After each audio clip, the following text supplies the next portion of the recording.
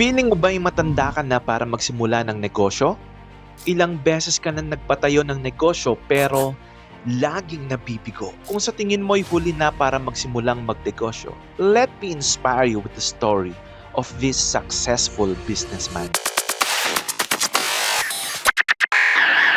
Siya ay pinanganak sa Indiana noong 1890 at sa murang edad ay nawalan na siya ng tatay.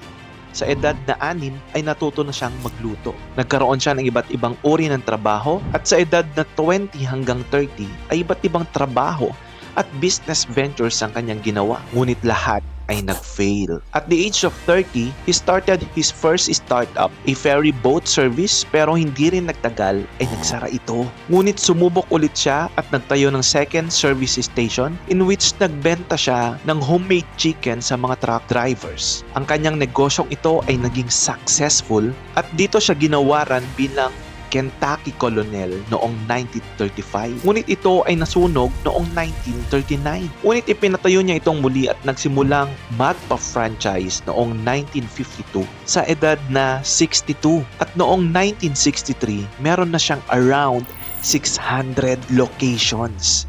At sa kasulukuyan, meron na itong 20,000 outlets sa 118 countries. Ang inspiring story na ito ay sa katauhan ni Colonel Sanders, ang founder ng KFC. What's the biggest lesson na matututunan natin dito?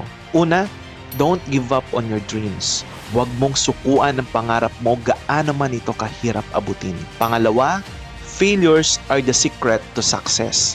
Ang kabiguan ay hindi rason para tumigil na. Ang kabiguan ay bagong oportunidad para magsimulang muli stronger and wiser. Pangatlo, it's not too late to start again.